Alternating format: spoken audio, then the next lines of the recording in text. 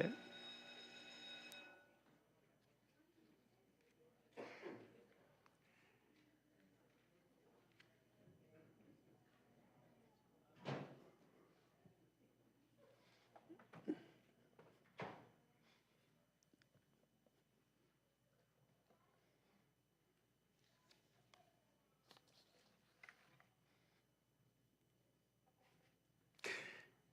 Good evening. Good to see everybody tonight.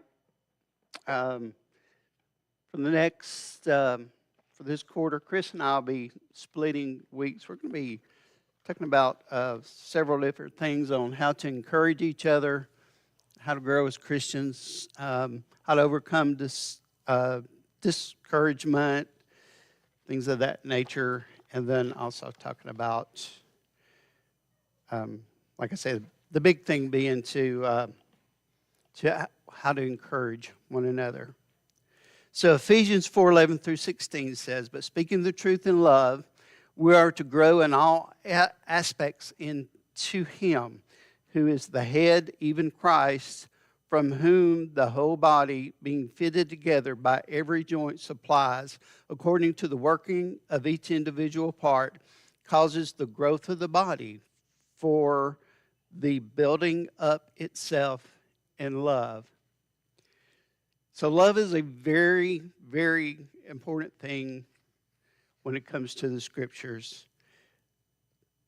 In order to grow in the church, this verse is saying we have to love one another. We have to grow to love one another. I got to find what I did with everything. There we go. Now, God has a unique plan for every Christian. Why is the local church important? Why is it important that we go to the services, that we attend? What are some reasons? Edify each other.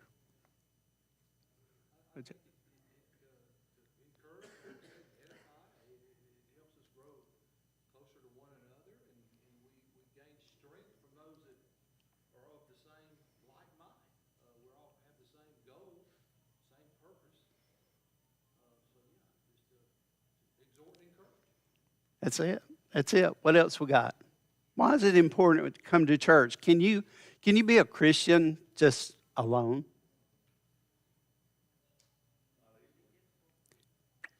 You can be, but it's not easy. It's great to have the encouragement of the people around you.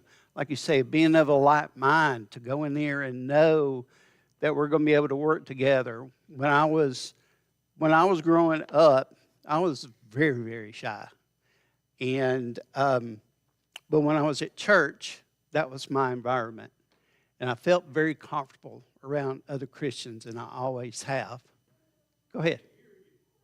Up.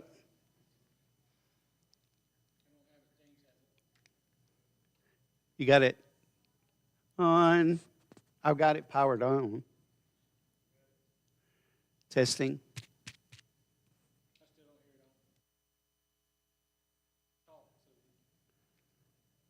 Testing, 1, 2, 3. Not doing anything.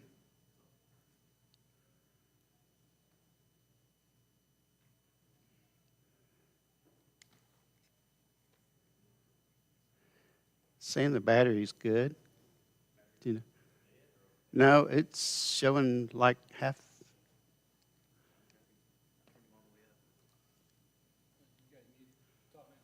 Try it now. Ah, there we go.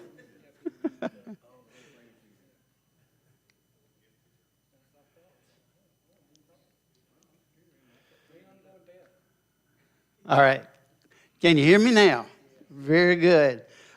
All right, we'll kind of back up just a little bit and talk about what we were talking about. Why the local church is important. We edify each other. We build each other up. We come and we worship. The big thing is worship God. That is so huge because that's what God wants from us. He wants our worship. He wants our love. He is our king. And just like if it were an earthly king, we would we bow to him, we speak to him, we ask him for things, and he takes care of us. 55 times in the New Testament, we read one another, one another, one another, growing one another, growing together in love. And so the next question is there, can you serve God alone? And it is hard. It's hard if you don't have the encouragement, if you don't have your brethren helping you and speaking for you, helping you out, especially when you have having a hard time. Like I said, that's one of the things that we're going to get into in these lessons is encouraging one another and people who are discouraged and are having a hard time. And we've all been through it. So what's the greatest command? So the lawyers went to Jesus and said, what's the greatest command? What is it? Love the Lord your God with all your heart, soul, strength, and mind. The second is likened to it, that you love your neighbor as yourself. That's correct. And a lot of times we look at that verse and we think, all right, we got to love. And we do say we love God first, our neighbor next, and ourselves last. And that kind of comes into play in later in the Bible. But if you look at this verse very carefully, the second is likened to it, that you love your neighbor as yourself. Now, I think a lot of times we don't have problems loving God. We don't have problems loving our neighbor. But a lot of times we have problems with loving ourselves. And the thing about loving yourself is you can't, and if you look, it says love your neighbor as yourself. You can't love your neighbor any more than you love yourself. That's your level right there. So you have to be careful. You do have to take care of you. You do have to make sure that you're taken care of, that you're healthy, that you're studying, that you're doing the things physically for yourself as well as helping others. A lot of verses in the Bible about if a stranger or your brother comes to you and you needs help and you don't help or you do help, we still have got to take care of ourselves or we can't help anybody else. 1 Corinthians 13, we call the love chapter.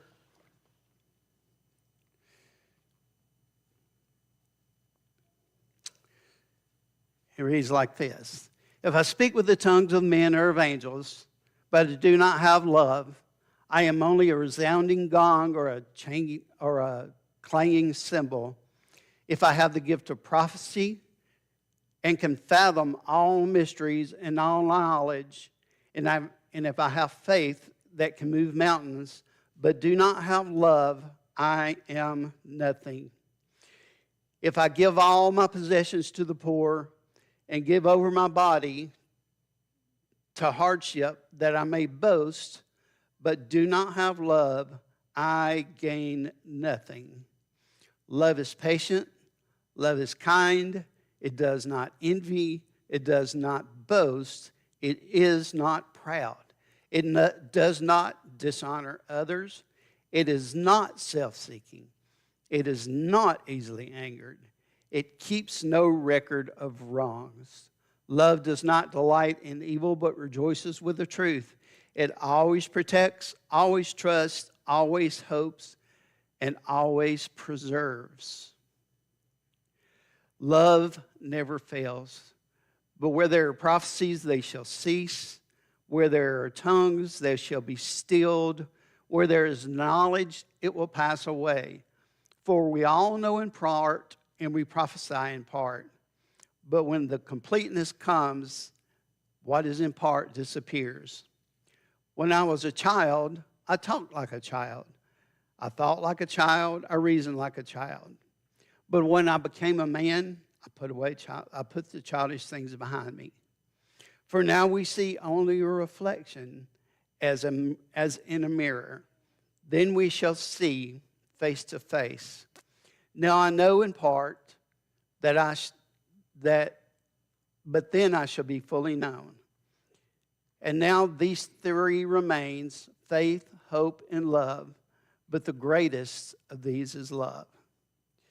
Now the Corinthians thought it was very important that they had the gifts of the Spirit, and they were able to have those gifts. And that was the big thing that they relied on, is having those gifts. But Paul came back and said, but the big thing is love. No matter what you have, if you don't have love, it's going to profit you nothing.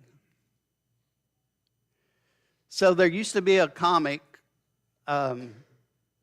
years ago. It was called Love Is, and it had the little Precious Moments doll type things, and it would say love is that.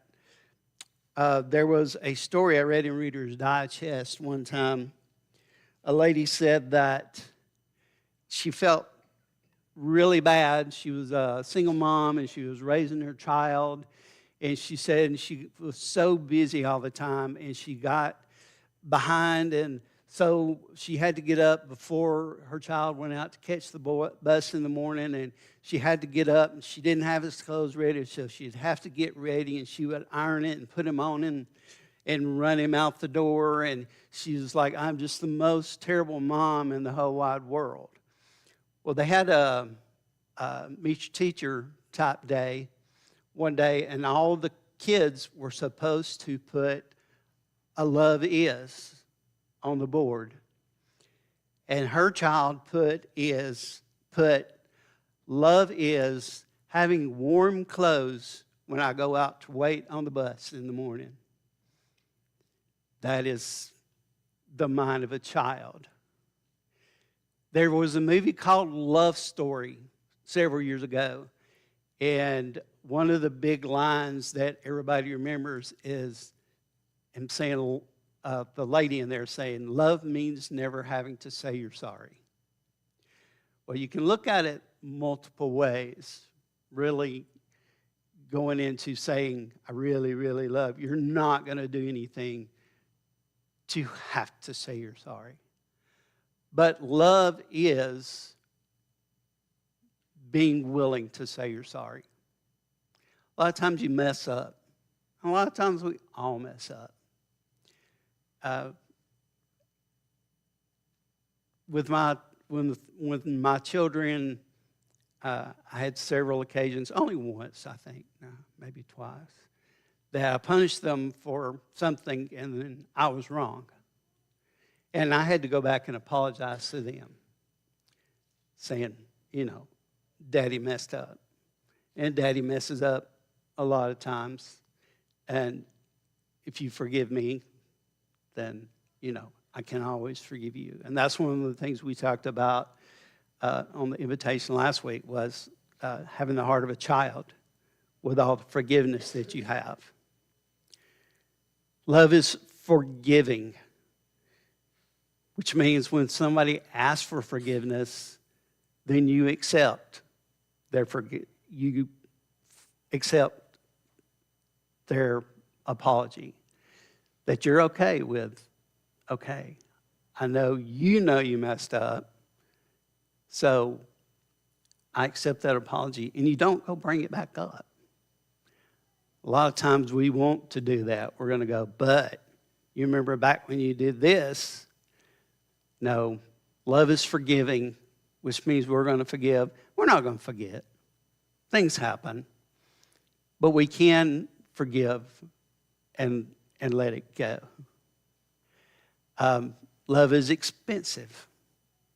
A lot of times it's at our own expense that we have to give up something we want or we give up something we need in order for you to extend your love to somebody else. And especially with children.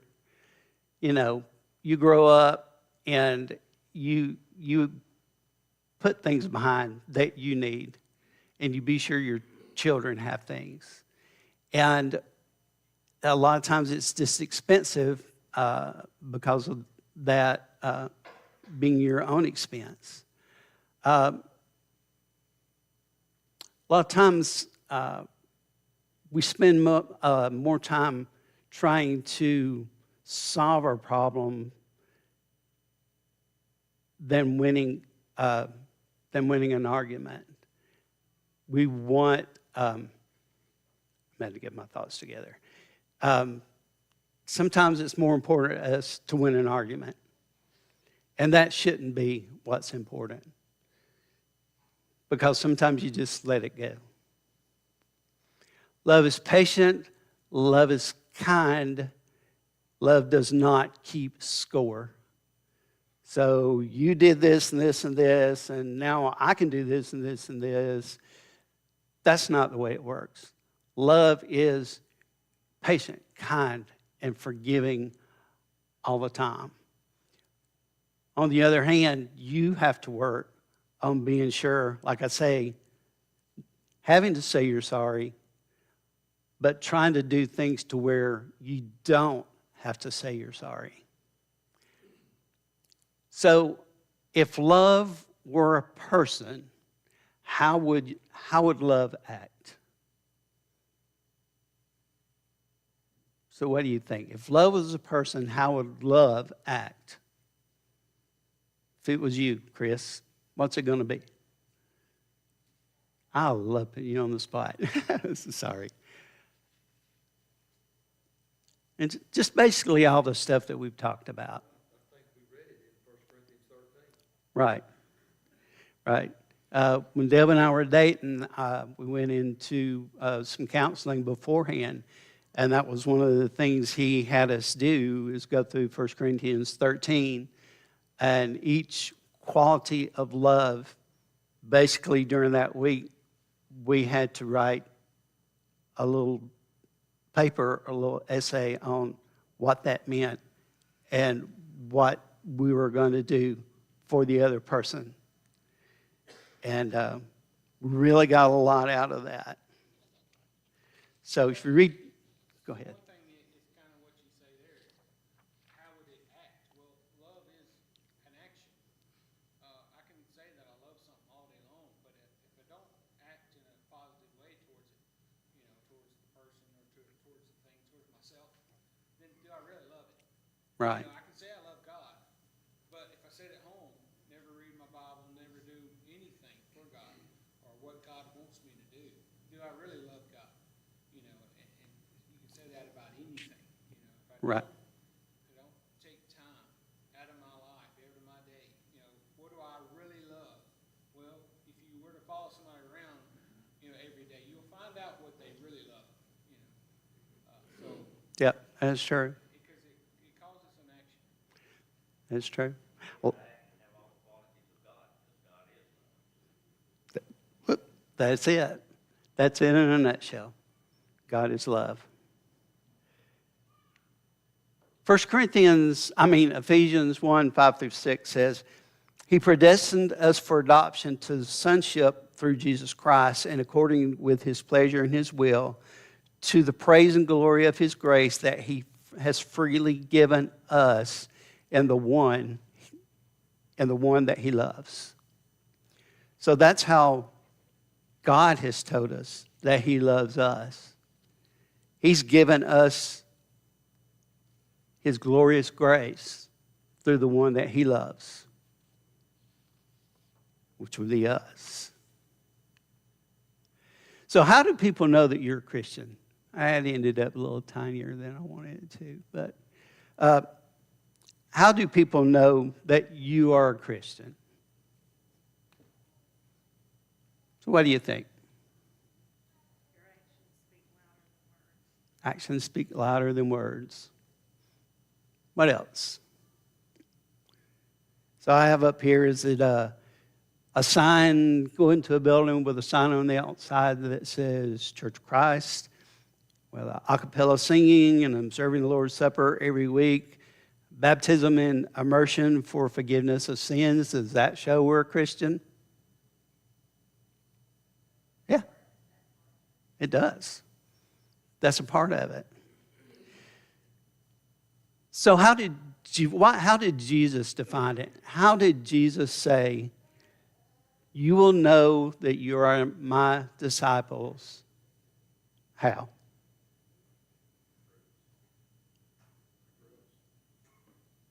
By your fruits. John 13:24-25, a new commandment I give to you, love one another as I have loved you, so that you must love one another. This everyone will know that you are my disciples if you love one another. Jesus says, people are going to know that you are my disciples if you love one another. So they've already asked Jesus, all right, what's the greatest command? Love the Lord your God with all your heart, soul, strength, and mind. Second's like unto it, love your neighbor as yourself. Why does Jesus say a new command that I give, that you love one another?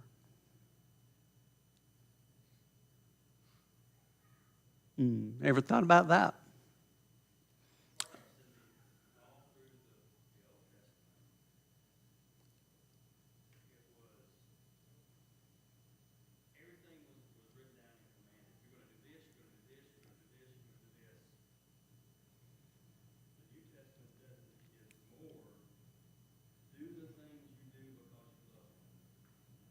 Right.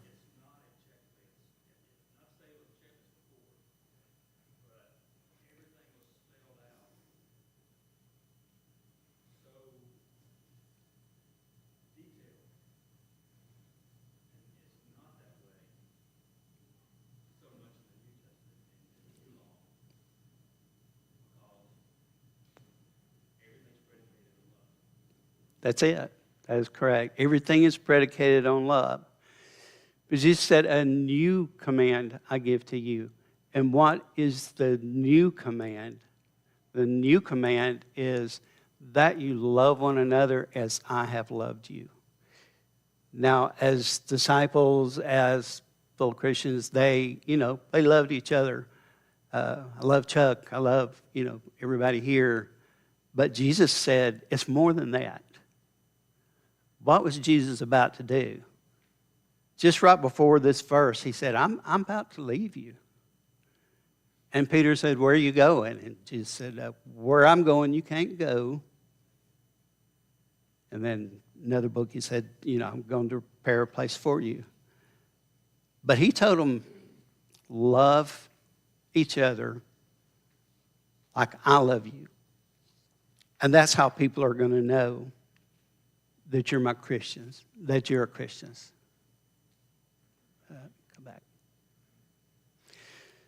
So how do people know that you're Christians? Galatians 6 and verse 10 says, do good unto all men. Now that's kind of new, because you think about it, under the old law, who did the Jews love? They loved the Jews. And they made a mockery of other people, of the Gentiles. Even the Samaritans, they made a mockery. I mean, you remember the story of the Good Samaritan. How that there was a man on the side of the road, and he had been beaten, and he had been robbed, and a Levite and a priest both passed by him.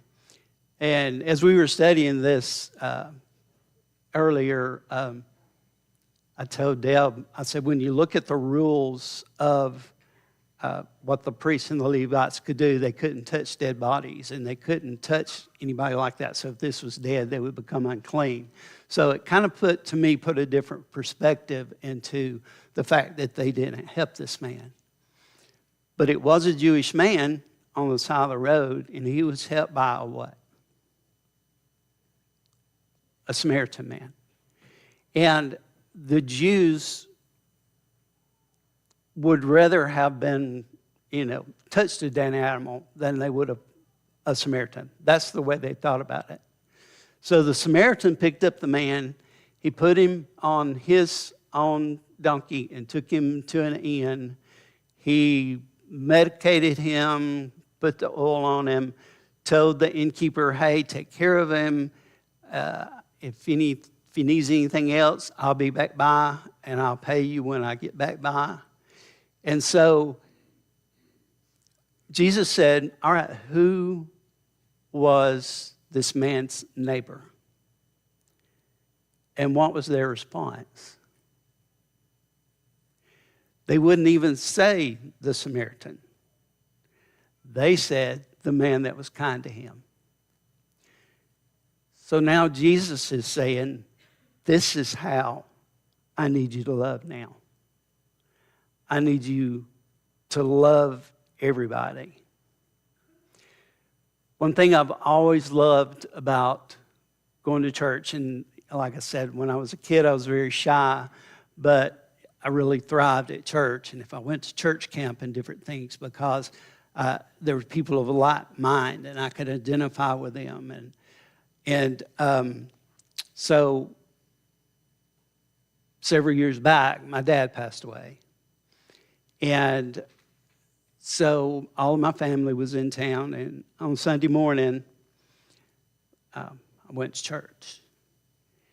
And I was asked, don't you want to go be with your family? And my response is that's where I'm going. I'm going to be with my family.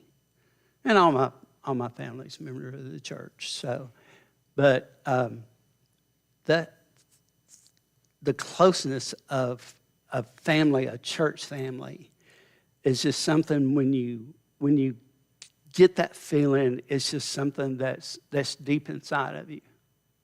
So I happened to get to church that day and didn't really remember, and I wasn't really in church clothes or anything. I had jeans on and just a polo shirt. And the preacher came and he said, and the way we did Lord's Supper, we did the Lord's Supper. Somebody headed that up, and then another person came up and did the giving speech. And it was my week to do the giving speech. And so I got to tell about my dad, because my dad was a very giving, a very loving guy. I saw many, many times when people would walk down the road and knock on my dad's door and say, my wife needs medicine, can you help? And he would give them money for medicine. And of course, if they came by the next day for the same thing, he was like, you came by yesterday.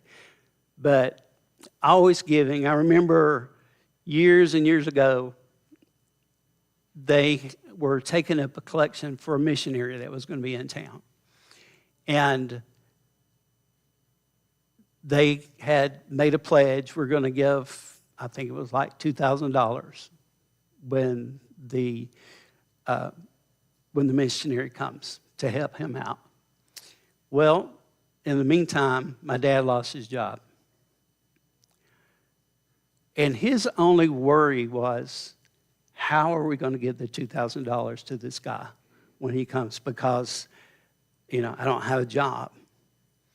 Well, it just so happened, the week before the missionary came, he got a check from his work that he had worked before for $2,000 as a share or whatever. And they gave that $2,000 to the missionary. And so I got to brag on Dad, and as I'm praying, I lost it.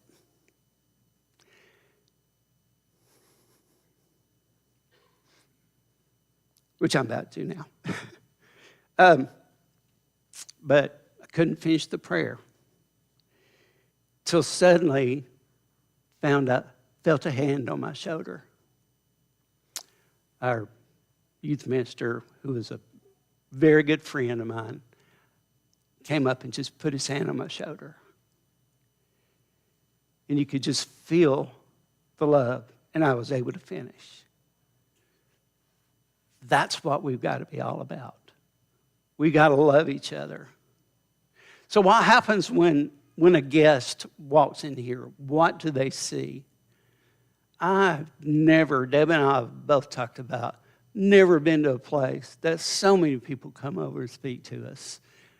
When we were visiting, when we decided to start coming here, still, this is just the friendliest place. And a couple of weeks ago, sitting on the back row, there was a dad and his daughter. They had been playing softball, and I saw so many people go over and speak to those people. I thought, that is what they're looking for. They didn't come here to be seen. They came here to worship God. And the welcome that they received was just astounding. A lot of times we're going to get visitors here that are not Christians. And we've got to welcome them just as much. The first verse that I read today was speaking the truth in love. And a lot of times we get away from that. We got to remember that. One of the elders where I went to church used to say, people don't care how much you know till they know how much you care. And that's very big and very important. So are we speaking the truth in love? Deb even spoke to Chad about it, the fact that he speaks the truth in love. And he's wonderful. So this quarter, Chris and I are going to be teaching about encouragement. We're going to be talking about love. One of the big things for encouragement is loving each other at church, loving your brothers and your sisters, and taking care of each other. We're going to talk about encouragement, and one of the things that we're also going to be talking about is discouragement. So this first part of the lesson is the problem of discouragement. So how would you define discouragement? Do you ever feel discouraged? I know I have quite often been discouraged. There was several years ago that felt like I was spiritually attacked. And so I've done quite a bit of a study on spiritual warfare, and I talked to Chad about maybe presenting a class on spiritual warfare and the things that are working against us and the things that are working for us. And so I went into retreat. I was a deacon. I worked as youth director, but I went to retreat. And I always went to church, and, so I had a couple of my friends come over and say, we're worried about you. And I said, well, what do you mean you're worried about me? And they said, we're worried about you because you're not the way you've always been. And we don't understand what's going on. And I just said, God and I are kind of mad at each other right now. I'm still praying to him. I'm still studying. We're still talking. But I've got to back off because I got a lot of pressure on me. I was very discouraged. And it's easy to get discouraged when you feel like you're spiritually attacked. And that's one of the things that having a family of a church can really help you. Why is hopelessness? Some people feel hopeless.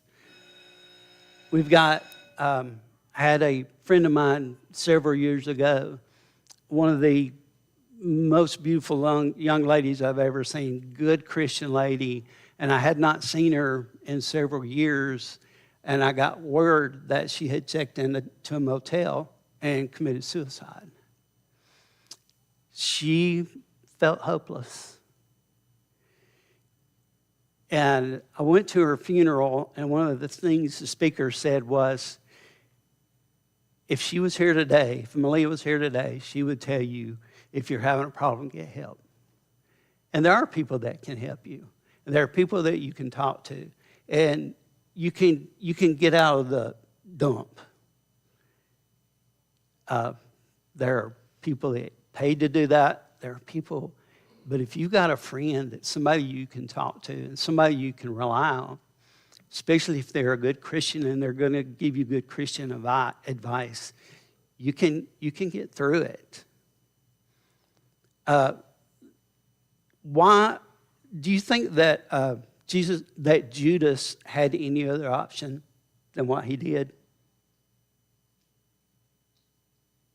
And Judas, when he discovered what he did, he said, I can't do it anymore. And he hung himself. And a lot of times we get that down. Never been that far down before. In the last month or so, I had the knee replacement. I've been very sore. Then I got shingles. I've been very sore. So Nicole was asking Deb, did I have my plans made for yet when I pass? And I was like, yeah, thanks. That was a love saying. That wasn't being anything ugly. But I couldn't see it, but Deb could. And Nicole could. And they told me, hey, you're not acting right. And it's because I was in a lot of pain. But they helped me. They helped me to see what's going on. And if you see somebody that's having issues like that, don't be afraid to talk to them. They need you, whether they believe it or not.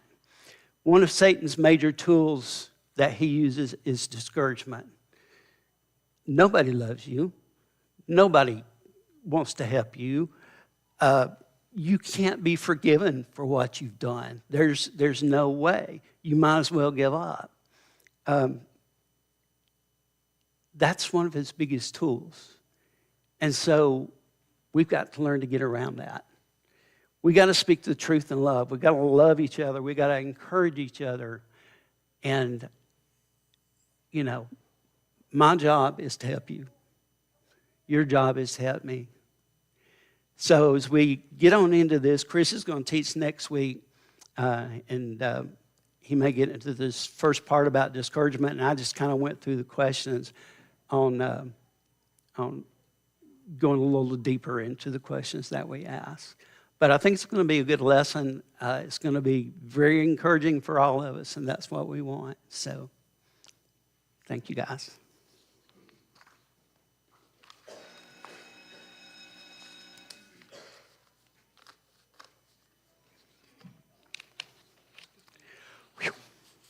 Anything that you talked about tonight. Oh, really? I have all this stuff. Oh, sorry. Let me turn this off.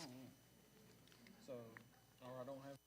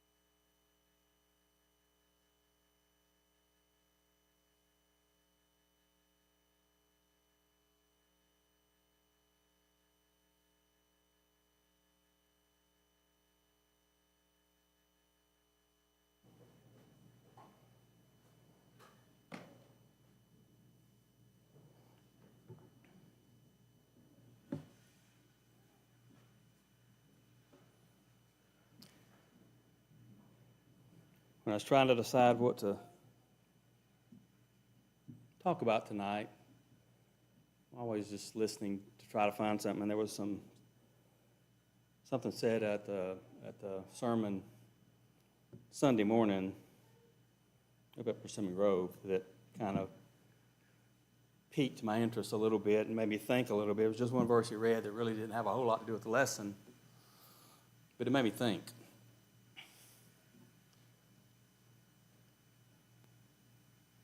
And where I want to go with this is,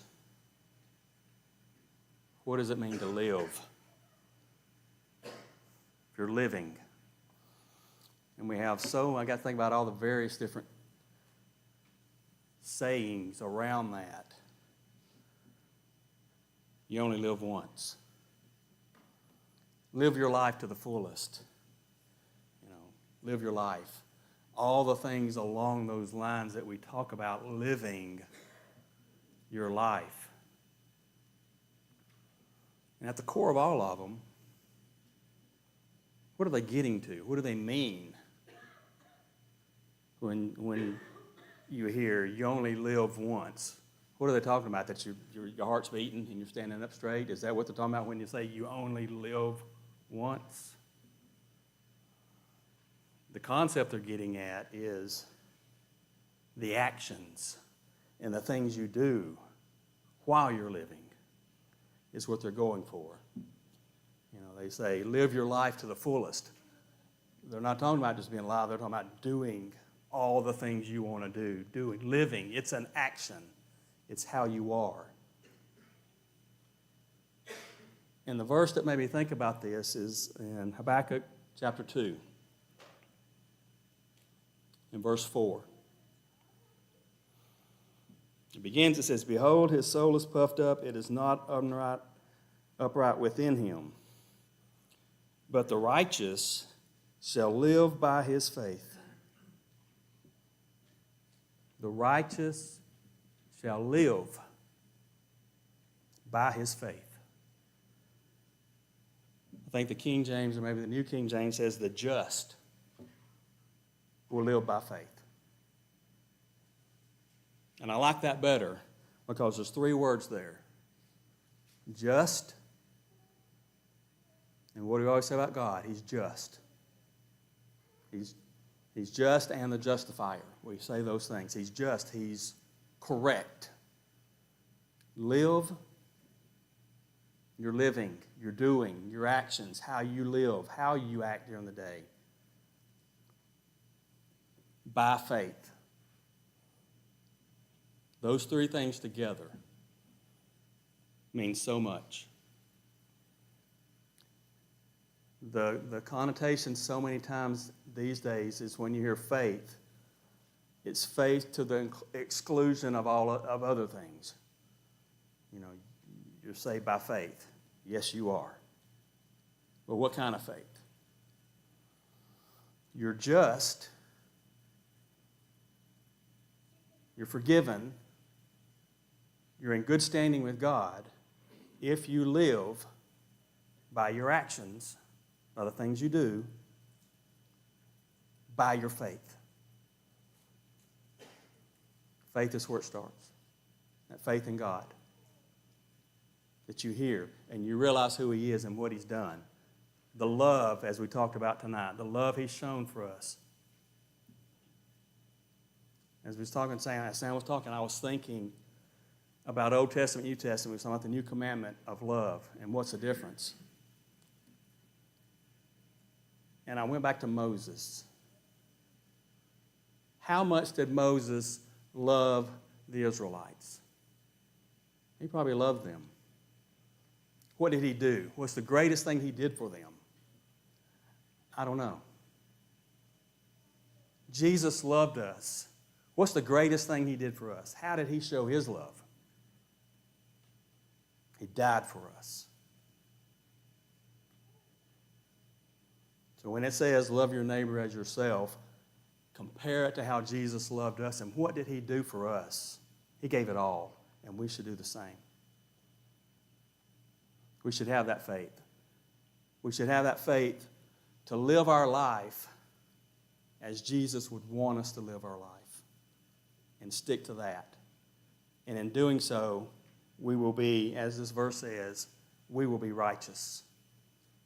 We will be just. If we can do anything for you tonight to help you begin that journey or get back on the journey of whatever you need to become just and righteous with God, come do that. If you just need the prayers of the saints, you just need someone to talk to, whatever you need, we're here for you. Would you come while we sing this song? Onward rejoicing, I tread life's way. Higher I'm climbing each passing day. Hilltops of glory now rise in view, where all shall be made new. Hilltops of glory I now can see. Oh, brother, won't you come go with me? Safe on the mountain I soon shall stand. Hilltops of glory land. Way down in Egypt in burning sand, Moses had started for Canaan's land. Never turn backward, always ascend onto the journey's end. Hilltops of glory I now can see. Oh, brother, won't you come go with me? Safe on the mountain I soon shall stand. Hilltops of glory land. Footsteps of Jesus before us lead. We tread life's journey, His warnings heed. Evil allurements cannot prevail. I'm on the upward trail. Hilltops of glory I now can see. Oh, brother, won't you come go with me? Safe on the mountain I soon shall stand. Hilltops of glory land.